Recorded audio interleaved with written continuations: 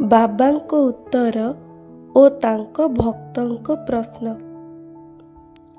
ନିଜର ପ୍ରଶ୍ନ ଅନୁଯାୟୀ ଆମ ବାବାଙ୍କୁ ସ୍ମରଣ କରନ୍ତୁ ଓ ନିଜର ଉତ୍ତର କ'ଣ ଆମ ବାବାଙ୍କଠୁ ଜାଣନ୍ତୁ।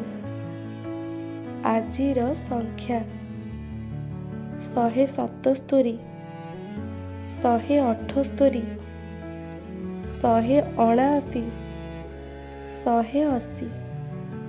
ଏହି ଚାରୋଟି ସଂଖ୍ୟା ଭିତରୁ ଗୋଟେ ସଂଖ୍ୟା ବାଛନ୍ତୁ ଓ ନିଜର ଉତ୍ତର କ'ଣ ଜାଣନ୍ତୁ।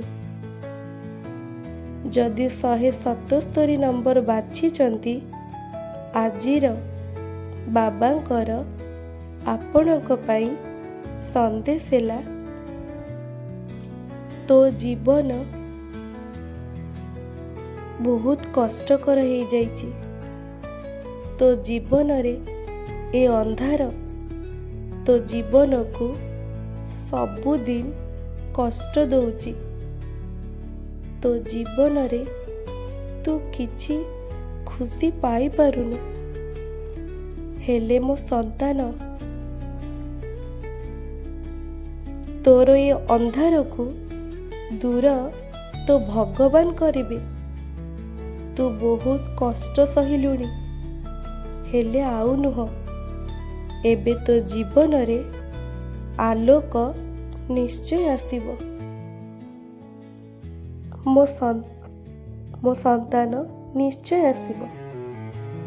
178 ନମ୍ବର। ମୋ ସନ୍ତାନ, ଗୋଟେ କଥା ସବୁବେଳେ ମନେ ରଖିବ। ଦୁଃଖ ସମୟରେ ନିଜକୁ ଶାନ୍ତ ରଖିବା ହେଉଛି ମଣିଷର ସବୁଠୁ ବଡ଼ ଶକ୍ତି।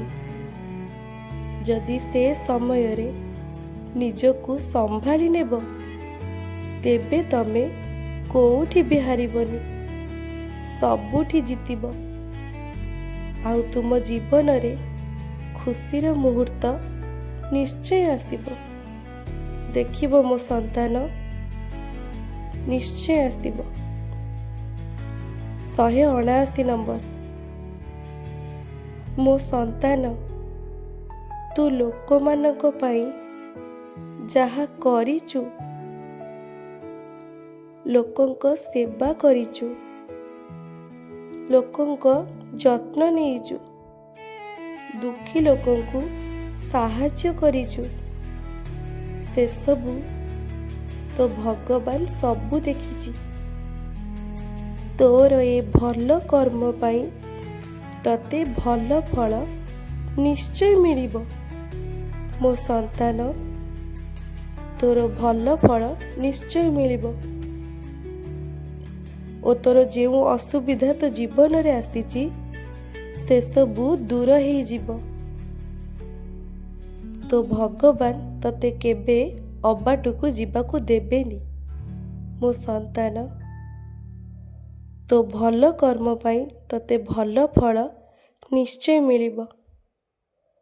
ତୋ ଉପରେ ଭଗବାନଙ୍କ କୃପା ସବୁବେଳେ ଅଛି। 180 ନମ୍ବର। ମୋ ସନ୍ତାନ, ସମସ୍ତଙ୍କୁ ସମ୍ମାନ ଦେବ ଓ ସବୁବେଳେ ଭଲ ସଂସ୍କାର ରଖିବ। କେହି ବଡ଼ ଘର କରିଦେଲେ ବଡ଼ ହୋଇଯାଏନି। ଯାହା ପାଖରେ ସମ୍ମାନ ଓ ସଂସ୍କାର ଅଛି, ସେ ହିଁ ସବୁଠୁ ବଡ଼। ଜୟ ସାଇରାମ।